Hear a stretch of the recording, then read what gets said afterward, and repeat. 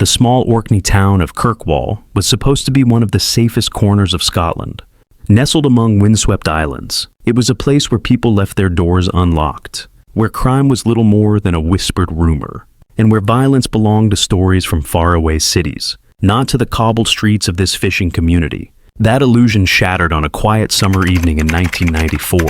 Inside the Mumtaz Indian restaurant, families sat together over steaming dishes, the warm hum of conversation blending with the clatter of plates.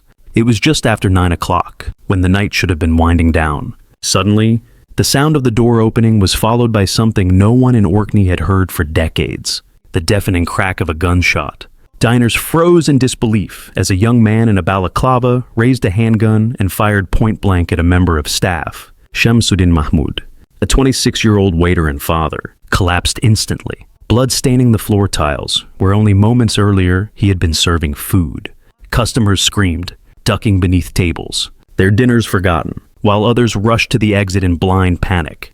The gunman didn't stay to finish the job. With a chilling calmness, he turned and slipped into the night, leaving behind stunned witnesses and the first murder scene Orkney had seen in a quarter of a century. In a community unused to such horrors, shock quickly turned to fear. Who could have brought a gun into a takeaway restaurant? Who would execute a young man in front of families and children? And why? For weeks, the island whispered about motives: racism, revenge, gang initiation, but answers were scarce. What few could imagine at the time was that the killer was not a hardened gangster, nor a shadowy outsider, but a local boy, a teenager, and not just any teenager, a boy who would later wear a soldier's uniform, sworn to heal and serve. It would take 12 long years before justice began to take shape, triggered not by forensics or surveillance, but by a letter, a simple, handwritten letter that arrived in the hands of police, breathing life back into a case many feared had gone cold forever. This is the story of Michael Ross, the boy soldier behind the Orkney takeaway murder. The murder of Shamsuddin Mahmud sent shockwaves far beyond the stone walls of Kirkwall. For a quarter of a century, Orkney had been untouched by serious crime. Suddenly, this quiet island community found itself at the center of Scotland's most haunting mystery, the so-called takeaway murder. It was not only the brutality of the act that stunned people, but the apparent lack of motive. Why would anyone execute a young waiter in full view of customers? And why here, in one of the most remote corners of the United Kingdom? The investigation that followed was long and fraught. At first, detectives were met with silence. Witnesses had seen a masked figure, but could not identify him. The handgun vanished. Leads went nowhere. With each passing month, frustration deepened. Families demanded answers. Newspapers circled. But the case seemed frozen in time. Orkney, once known for safety, now lived in the shadow of an unsolved killing. Meanwhile, the name of Shamsuddin Mahmud was etched into the memory of the island. He had come to Orkney for work, trying to build a life, and died on the floor of the very restaurant where he earned his living. His death became a symbol of fragility, of prejudice, of how even the safest places can harbor hidden darkness. It would take 12 years before the case cracked open again. The key was not cutting-edge forensics or high-tech surveillance, but something simpler. Was a letter. An anonymous note landed in police hands, pointing to the unlikeliest of suspects. That tip led investigators to Michael Ross, a local boy of only 15 at the time of the shooting, who by then had forged a career in the Army's Black Watch Regiment. He was seen by comrades as disciplined, reliable, even dedicated to medicine as a military pharmacist. Yet behind the uniform was a past waiting to be uncovered. When Ross was finally brought to trial in 2008, the revelation stunned Scotland. The court would expose not only the murder itself, but a troubling history of family secrets, racism, and the fragility of justice delayed. To understand the shock of Orkney's takeaway murder, one has to look closely at the lives on either side of the gun. On one side stood Shamsuddin Mahmud, a 26-year-old waiter who had come from Bangladesh to make a modest living in Kirkwall. Friends described him as quiet, respectful, and hardworking, a young man sending money back home while trying to build a future in Scotland. He was not a political figure, nor someone caught in criminal disputes. He was simply serving food in the Mumtaz Indian restaurant on a summer night, when a stranger's bullet ended his life. His death left his family devastated, and for Orkney's small immigrant community, it was a chilling reminder of vulnerability in a place that had seemed so welcoming. On the other side was Michael Ross, a boy of 15, born and raised on Orkney. At first glance, he appeared to be just another local lad, the son of a former soldier named Eddie Ross, but beneath that surface lay troubling details. From a young age, Michael had been steeped in a worldview shaped by his father's extreme racial prejudices. Eddie Ross was later exposed as a member of far-right groups, a man who hoarded weapons and railed against immigrants. That influence would shadow Michael's adolescence and, prosecutors later argued, set the stage for the act of violence that destroyed two families. Despite his age, Michael displayed an unusual fascination with weapons and discipline. Neighbors recalled him as serious, often aloof, and already obsessed with the idea of military service. By the time he entered his late teens, he had joined the Black Watch Regiment, carving out a reputation as a disciplined soldier. Ironically, his chosen field was medical support. He trained as a pharmacist, administering treatment to comrades, sworn to preserve life. To those who knew him in uniform, that he was professional, even admirable. The contrast between that image and the hidden past of a teenage gunman would later haunt every detail of the trial. The Mahmoud family, meanwhile, became unwilling symbols in a story much larger than themselves. Shamsuddin's death was not just a personal tragedy, but a rupture in Orkney's sense of identity. For years, his name was attached to unanswered questions, while his loved ones endured silence and the absence of justice. His younger brother later spoke of the pain of waiting, of seeing time pass without accountability, as though Shamsuddin's life mattered less because of who he was and where he came from. The collision of these two paths, the immigrant striving for stability and the local boy steeped in hatred and secrecy, would define the Orkney murder. At its heart, this case was not only about a killing, but about prejudice, family influence, and the disturbing possibility that the danger came not from outside, but from within. Unlike the sprawling empires of organized crime that often dominate true crime stories, the takeaway murder was not born of drug cartels or protection rackets. Instead, it emerged from something far more intimate and unsettling: the poisonous influence of ideology within a household. To understand Michael Ross's crime, investigators and journalists alike pointed repeatedly to the world he grew up in, one dominated by his father, Eddie Ross. Eddie Ross was a former soldier, a man embittered after leaving the army, who cultivated a private universe of hatred and suspicion. He stockpiled firearms illegally, hoarded ammunition, and nurtured a belief in racial superiority that seeped into daily conversation. Neighbors would later testify to hearing him rant about immigrants, using language that, in the 1980s and 1990s, carried a chilling weight. Police raids years later would uncover stashes of weapons hidden on the family property, a private arsenal that painted a picture of a man preparing for battles that existed mostly in his mind. Into this environment grew Michael. From a young age, he was taught to shoot, trained in discipline that mirrored a soldier's regimen, and encouraged to see outsiders with suspicion. By adolescence, he was skilled with firearms, unusually so for a boy of his age. What was framed by his father as preparation looked, in hindsight, like indoctrination. When Michael entered the Mumtaz restaurant on that June evening, he was not stumbling into crime. He was enacting a worldview that had been rehearsed at home. After the murder, Ross slipped back into ordinary life with astonishing ease. He returned to school, continued his training, and maintained an outward image of a normal teenager. Orkney, reeling from the shock, never considered that the boy next door could be responsible. For years, Michael carried the secret into adulthood, eventually joining the British Army's Black Watch Regiment. His service record spoke of professionalism. He became a military pharmacist, tending to wounded soldiers, entrusted with responsibility and discipline. To his comrades, there was no sign of the violence he had already committed. This double life, soldier and killer, is what set the case apart. While Ross was building a career dedicated to service, his father was working furiously behind the scenes to protect him. Eddie Ross's attempts to obstruct justice became an operation in themselves. He intimidated witnesses, destroyed evidence, and maintained a wall of silence around his son's guilt. It was not organized crime in the conventional sense, but it was organized, a family-led conspiracy to keep a dark truth buried beneath years of secrecy.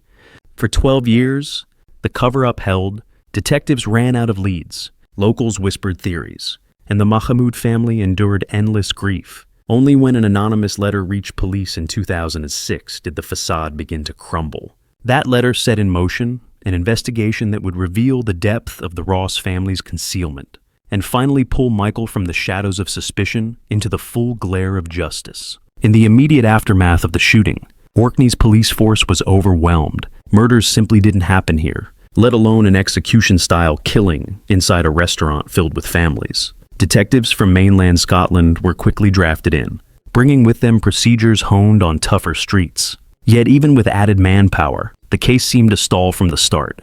Witnesses had seen only a masked youth in a balaclava. The weapon had disappeared, and the killer had vanished into the night without leaving a trail. For years, officers worked the case in the background. They interviewed staff and diners again and again, searching for a break in memory. They canvassed the island for rumors, sifted through petty disputes, and investigated possible racist motives. Nothing stuck. A murder that had shattered Orkney's sense of safety began to harden into silence. The Mahmoud family grew frustrated, convinced that justice might never arrive. The file on the takeaway murder gathered dust. Yet some detectives refused to let go. They had an unshakable sense that the killer was local, someone known, someone shielded. Quiet suspicions occasionally surfaced about the Ross family, whose father Eddie was already on police radar for his far-right leanings and weapons obsession. But suspicion was not evidence, and for more than a decade, the case lingered unresolved. The turning point came in 2006. An anonymous letter, handwritten and plain, arrived at police headquarters.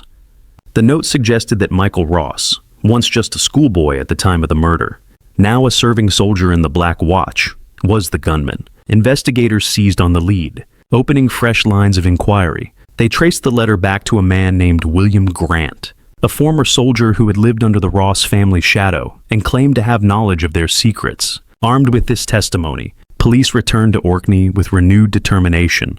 Raids on the Ross household uncovered weapons caches, ammunition, and evidence of Eddie Ross's attempts to shield his son. Slowly, a picture formed of a teenager indoctrinated, a family complicit, and a community that had looked away. What had once seemed unsolvable began to sharpen into focus. The boy behind the balaclava was no longer a ghost in the night. He had a name, a face, and a uniform that now stood in sharp contrast to the crime he had committed.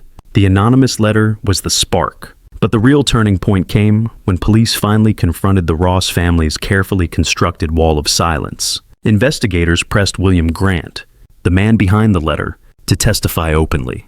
Grant described knowing Eddie Ross, Michael's father, and the culture of racism and weapon obsession inside the household. His words gave detectives the first tangible path toward unraveling the mystery that had haunted Orkney for more than a decade. The Ross household became the center of the storm. In raids, officers uncovered hidden caches of firearms, stacks of ammunition, and survivalist paraphernalia. The discoveries were damning. While the weapons didn't directly tie Michael to the Mumtaz shooting, they painted a picture of a family steeped in violence and paranoia. More crucially, Grant alleged that Eddie had confessed in private that his son was responsible for the murder, and that he had spent years ensuring no one could touch him. In 2007, police made their move. Michael Ross was arrested, no longer the boy who had pulled the trigger, but a soldier in his 20s wearing the badge of the Black Watch. The arrest sent shockwaves through both Orkney and the wider Scottish public. How could a man entrusted to heal and protect comrades on the battlefield be the same figure who, and as a teenager, carried out an execution in a takeaway restaurant? For prosecutors, the breakthrough was double-edged. They had a suspect and a compelling narrative, but they also faced a case built largely on circumstantial evidence, delayed by more than a decade, with memories faded and physical traces long gone. Still, the combination of Grant's testimony, the family's extremist background, and Michael's own history with firearms gave them enough confidence to proceed. The moment marked a shift, not just in the investigation, but in Orkney's collective psyche. What had lingered as a local ghost story, a masked gunman who vanished into the night, now had a face. The island could no longer cling to the illusion that the killer was an outsider who had drifted in and out. The murderer was one of their own, raised among them, hiding in plain sight. And now, finally, he would have to answer for it.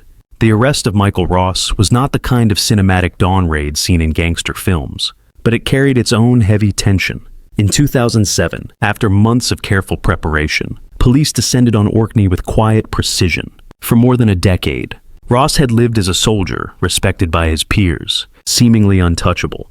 Now, detectives were determined to dismantle that facade. When officers approached, Ross did not resist.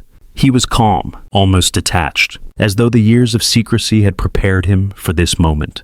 Dressed not in camouflage or uniform, but in the ordinary clothes of civilian life, he was led away in handcuffs. For locals who had once seen him as a boy running across fields or marching proudly in his regiment, the image was chilling. The masked phantom from 1994 was no longer faceless. He was the man next door, and he was being taken to face justice. Simultaneously, police executed coordinated raids on the Ross family home. What they found was a disturbing arsenal: rifles, pistols, stockpiled ammunition, and militaristic gear that looked more suited to a private militia than a household on a quiet island. Officers also uncovered evidence of Eddie Ross's attempts to obstruct justice, efforts to threaten or silence those who might expose his son, and a determination to hide the family's extremist leanings. It was less an ordinary home than a fortress built on paranoia. News of the arrest rippled quickly across Scotland.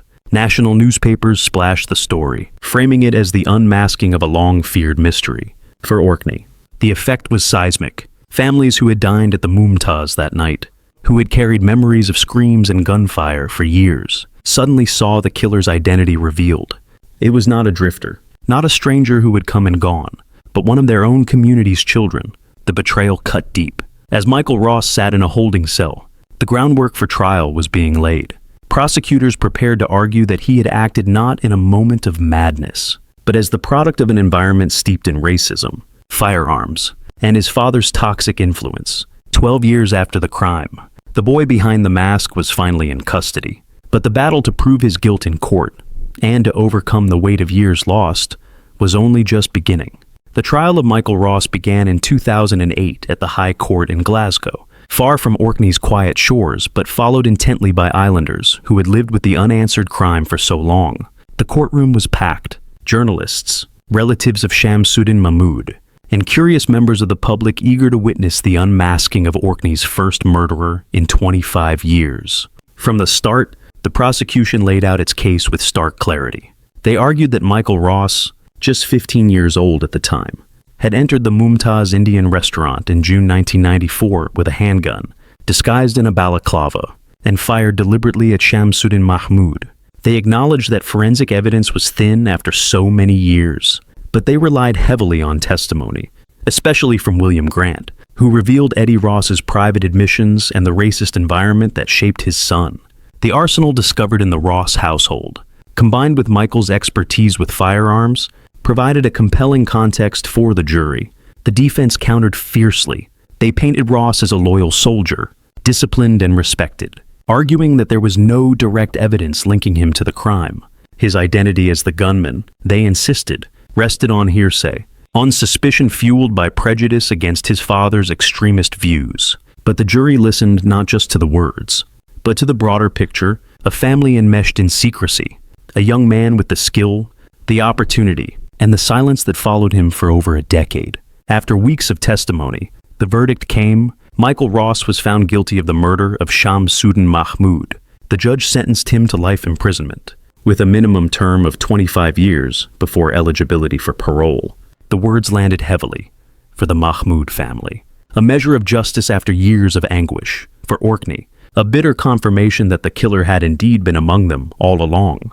The boy soldier, once hidden behind the mask of a balaclava, and later the uniform of the Black Watch, would now spend the prime of his life behind bars. The conviction of Michael Ross closed one of Scotland's most unsettling chapters, but it did not silence the questions that lingered. For the Mahmood family, justice delivered 14 years late was still justice denied for too long. They had endured more than a decade of silence, of seeing Shamsuddin's name become a ghostly headline while his killer lived freely, building a career in the army. No sentence could restore what had been taken from them on that June night in 1994. For Orkney, the takeaway murder remains a wound. The islands, once synonymous with safety, were forced to confront the uncomfortable truth that violence and hate could be nurtured even in their own backyards. It was not an outsider who shattered their peace, but a boy they had raised, molded by a father's toxic ideology and shielded by a conspiracy of silence. Michael Ross will spend at least 25 years in prison. a soldier-turned inmate whose story unsettles because it blurs the line between protector and predator. And yet, many still ask how much responsibility lay with him, and how much with the environment that shaped him. Could the tragedy have been prevented if warning signs had been heeded earlier? If weapons had not been hoarded? If racism had not been allowed to fester in private corners? The story of the Orkney takeaway murder is more than a tale of crime. It is a mirror held up to society, asking whether justice delayed can ever be justice enough.